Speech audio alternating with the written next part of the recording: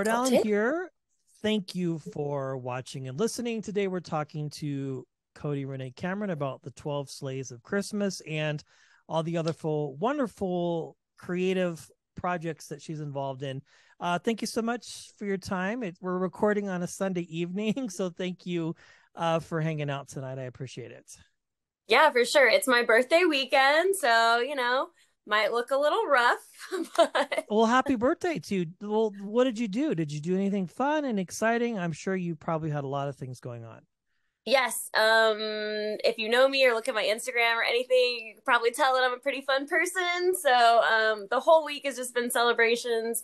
But this weekend I got a little house on the water and got a boat and was like running around the Channel Islands. We did like a boats and hose theme, so Nice.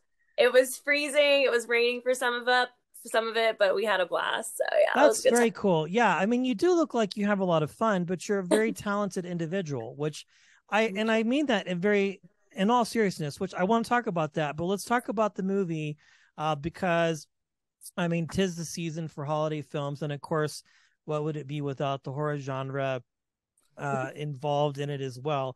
Let's talk about this film and your involvement with it and what people can expect when they get a chance to watch.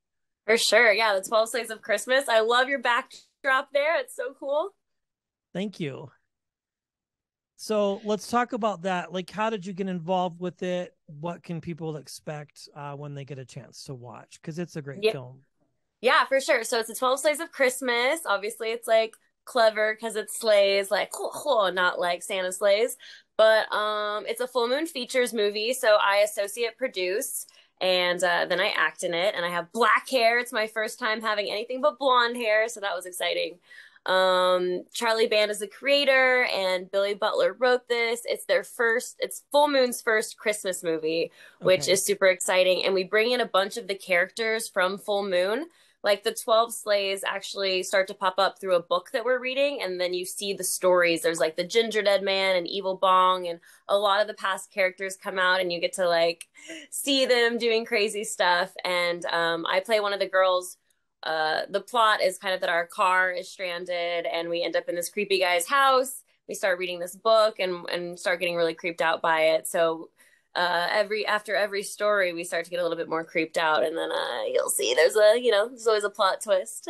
Yeah, we don't want to spoil anything. Yeah, No I think spoilers. that's what makes it fun is really I think people enjoy these types of films. You know what I mean? Like because they're not the traditional like horror or holiday type pictures because they just completely go off the rails in a good way for sure. Absolutely. Instead of like the Hallmark, like feel good kind of thing, you like, sipping like an eggnog with your lover, you're like holding on to them because you're scared and you're like spilling your drink because you're like, oh no, what's happening?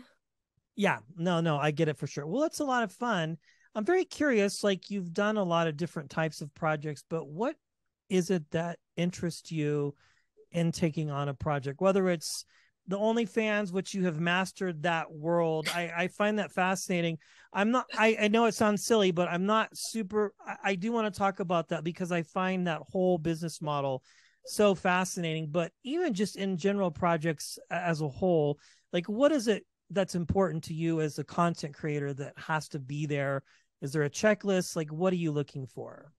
Um, I mean, when I was new, like 12 years ago, I just wanted to be involved in anything and everything. And, I wasn't really experienced, and especially in the indie horror film area. And now I've like fallen in love with it. The indie world is really cool because there's no red tape. Whereas, like, if you were to work on like Warner Brothers, you have to go through all these approvals and, you lose some of the creativity in the bigger projects. Whereas, like, these smaller projects, you can throw out ideas and they're like, yeah, let's run with that. And you really have a lot more input. And, sometimes it's that way in bigger projects too. But the indie horror movie making industry is so fun. Especially as an associate producer, I get to be more hands on. Like, I get to read the script before it's finished and I can put in input. And then I help get the girls cast. And so then we can kind of tweak the characters based on the girls that we've cast because I know them personally. So, like, oh, Okay. this girl's going to be a little snarkier and this girl will be the shy one. And I'm like the crazy one. And I'm always like, can we put motorcycles in there? So that's really fun having a lot more like hands on instead of just coming in as the actor, saying your lines and being done. Yeah, I've heard that before, that the creative process is much more hands-on because I mean, you have the financial aspect of things, but at the same time, everybody gets an input on what's going to make a good film. And I think that's what people like, right? Is something that's entertaining and you can tell that everybody involved had a good time. And that all starts from the top down, from my understanding. Yeah, I learned so much no matter what set I'm on, but in the big sets, a lot of times, they light it and the camera guys and there's no discussion on it. Whereas in an indie, they're like, how are we going to get this shot done? We did this cool shot with like headlights through the window and we weren't really using headlights. So it was like, oh, where do the lights go? And we want to get these shadows. And I just learned so much. And it's a really collaborative effort, which is so fun. It's like a college film project, really, on like a lot of, I did a lot of those where like you see the same people in like 8 or 9 different shorts because they don't, obviously, you're casting actors that are in the business, but also maybe could be somebody else that's like in an opposite class of yours or something like that. Because Yeah. it really comes down to just being able to want to create something good, right? I mean, that seems to be what I get from this film and other things that you've been a part of too. Yeah, and Charlie, who is the creator of Full Moon Features, they've made over 300 movies, so they know what they're doing, and it's a well-oiled machine. Although there are always crazy cogs and surprises thrown in there, but he also really has like an understanding of what the audience wants, so that's really cool too. Because I'm like, oh, I know people are gonna like love it. Yeah, it was a lot of fun. I mean, I've enjoyed a lot of the work that you've done. I've seen you in a lot of different films and things like that. Where did that journey begin for you as an actor and storyteller? Like, I know you said early on you wanted to work, but what was it that fascinated you about the business and made you decide that this was what you wanted to do as a career? So when I was a little girl, I remember seeing Cats the Musical on VHS that we rented from Blockbuster. And I'm Nice. from Southern Illinois, which is like Kentucky. So it's like more like hunting and fishing and sports. Like there's not really a lot of the arts. And I just was watching it like this and I was like, what is this? I want to do that. Like I want to do that. How do I do that? And I like begged my mom for ballet lessons and voice lessons.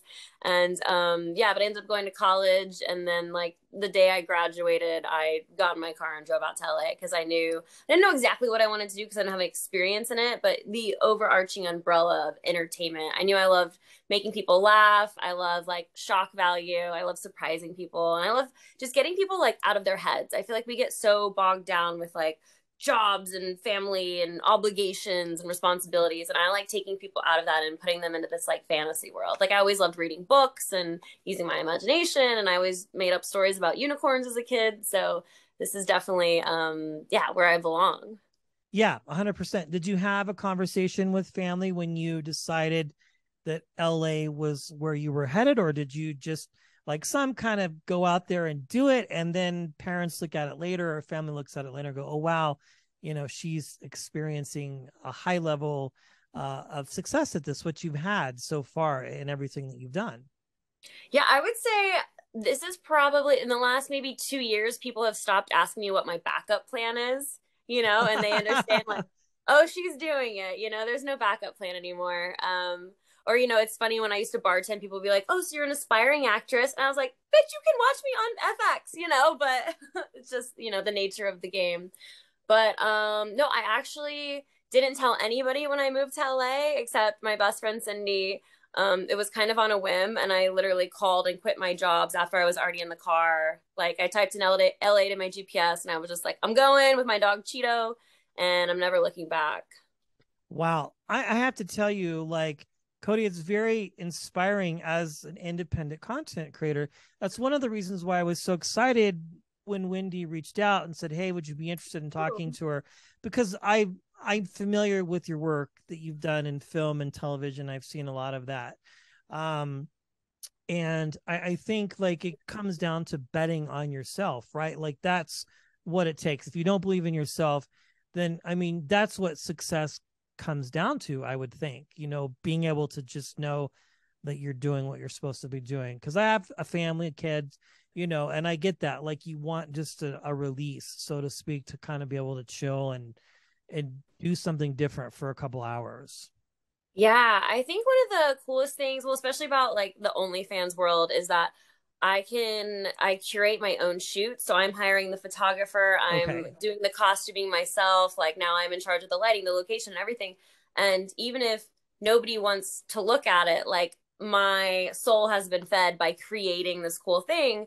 And on a different platform, like TikTok is a really good example because same thing, right? I'm coming up with original ideas. Like my friend Darren and I are doing these like weird sketch comedies, and I like leave the day. We'll do a whole day of shooting. So stoked, like so happy, so fulfilled. And then if the videos get views, like then you definitely get more of like that dopamine release and you're like, oh yeah, I'm doing it. And I have affirmation from the outside world. But I found that if I don't get that, I still feel really good about what I did. And then I want to learn from it. Like, okay, well, I really like the idea. Maybe it's like for TikToks, specifically the algorithm, like maybe it's the camera angles or the quick cuts that I need to do more of. But doing it less for the affirmation, right? Like I don't need to get 2,000 likes on it or 20,000 likes. I just want to like put it out there and then move on to the next thing, and that's really as creators all we can do. Yeah, well, let's talk about the OnlyFans thing because I find that model so fascinating. And it seems like to me, I don't know, like over COVID, the last couple of years is really where it like kind of became more upfront, right? Because it had been around, I think, for a while. And then I think one of these other platforms tried buying it and they're like, we're not selling because we give the content creators 100% control on what they put out. You set the prices for people that want to subscribe, and then they can go on a pay by pay basis depending on what you're offering. So let's talk about that. Like, how does it work for you as a content creator as far as like you're deciding what you're going to put out there and then people decide, hey, I want to subscribe to her page, and then they pay and do whatever. I mean, that has to be the most smart and savvy way to do business as somebody who's putting out wonderful, very tasteful content. I mean, you make that very clear to people like, hey, this isn't whatever. I don't know. I can't even think of anything offhand. So, you know Yeah, what I yeah. mean? I mean it in a very honest and sincere way because I think it's just like fascinating. And it's not just for that type of, I mean, there's a lot of different kind of creators on there, but I think most people probably associate it with the other because there's always like the top 1% earners. You're hearing about people making millions on the first day. I don't know how accurate any of that is, but that's just what I see as like somebody who's observing the content from the outside in, you know what I mean? And going, hey, people seem to be making a lot of money off of this, if they're Yeah. doing it right. Yeah, well, one, you have to treat it like a business, right? Like, I have so many girls who are like, "How do I do this?" And they post for a week, and they're like, "I'm not making any money." And I was like, "Yeah, because it's freaking work, dude." So it is. I mean, every day I'm thinking, even if I'm not shooting, but I'm on there, chatting and posting and it daily and like multiple times a day. Um, but it's really cool as a content creator, right? Because Instagram has existed for I mean, I've been on Instagram for 10 years. Well, I wasn't getting paid for any of that for the No. first, 7 years. And then OnlyFans made it a way to be like, oh, these people like to look at my photos here. Well, here's 10 more bikini pics that you didn't get to see if you want to pay, $5, which for, Joe in Kentucky is nothing. But like for me, when 30 people pay that, now I don't have to take a bartending shift. So now I can take the 8 hours that I would have been bartending and focus on creating more content. And it gave content creators so much more freedom, and there's sites like Patreon, also Fansly. There's like a bunch of different ones, and it's life changing. I got on there during COVID, like the third month in. I was like, how am I gonna make any money ever again? And it changed my life. And also the networking, like I'm with an agency that puts all, like, we're all in the top 1%. It puts all of us together. And then I meet girls doing the same thing that I'm doing from all over the world. And we're going to Aspen and we're snowboarding and we're making content in the hot tub in Aspen. And I'm meeting these cool people. And then, like Dare wanted to be an actress. And I was like, come into my world, take my acting class, and she puts me in her music videos. And I'm like, oh man, like, that's another thing about living here versus, like a small town in the Midwest is just the opportunities and the networking. And I can call her and in 10 minutes be at her house and we're like, making stuff to put on the internet. It's so cool. Yeah. I mean, that business model seems to not be going anywhere, right? I know Instagram just started offering subscriptions, but I know people make money on TikTok, but really the amount is probably not nearly as what it would be like on a photo set you would release on OnlyFans, and then people can subscribe for free. But then if they want to purchase things, I mean, I don't know. I was doing research. on this because I find it so fascinating, and it's different. Everybody's business model is different, but I mean, the proof is in the pudding, so to speak, right? Like if you're out traveling and you're having fun snowboarding and then you're with your friends and you can take photos and do all of that, it's not just like a girls gone wild kind of mentality, back in the day where that was like, people were going to Blockbuster and renting movies and stuff like that. I think what you do is so cool. It's so fascinating. And like the fact that your life has been so amazingly changed because you're putting out top notch content. You're in the top 1%. Like it's a big deal. And what is some of the best advice that you would give somebody? Not necessarily if they wanted to start an OnlyFans. People, my friends tease me. They're like, because during COVID I lost my job. They're like, you should start an OnlyFans. I'm like, yeah, whatever. No, I don't think that's my cup of tea necessarily. But you know what I mean? Like, what advice do you give these young women or whoever that reach out to you and ask you for advice? Because you seem to be doing it well and have experienced success, whether it's monetarily or just, as you mentioned early on, you're fulfilled no matter what, which I think is cool. Yeah, well, I'll use Patreon as an example then because it doesn't have quite the it's not as infamous as OnlyFans for just, being porn or whatever. So if Right. you wanted to get started, like let's say you wanted to make money, you could start a Patreon and then like this podcast right now, you could put a little preview on Instagram, like the first 2 minutes, and then be like, if you want to see more, hear more, go to my Patreon. For $5, you can hear the rest of the interview. For $15, we can have a conversation or whatever it is. And then you can set up a subscription for people. And the biggest thing about these sites too is it's not just, again, another thing people think is, oh, I'm just going to get on there and because I'm hot or cool or my content's great, people will flock to me. No, it's literally, No. it's your fans. So you have to build your fan Right. base. So you have to promote. I mean, that's why it's so important. Instagram, Twitter, TikTok, Reddit. I mean, anything, Facebook. I like books. I do so much stuff on Facebook, which a lot of the girls are like, wait, how, what? But I feel like a lot of like old motorcycle rider dudes are still on the Facebook pages. And that's like one of my big markets. I'm like, yeah, come over. But, yeah, you just have to really engage with people, give them a reason to fall in love with you. First of all, you have to fall in love with yourself, then show that to people. People want to be a part of that, engage people, and then people open their wallets. It's like open your heart, open your soul, open your wallet. Wow, this has been honestly like one of the most fascinating conversations. I mean, I've talked to so many crazy people.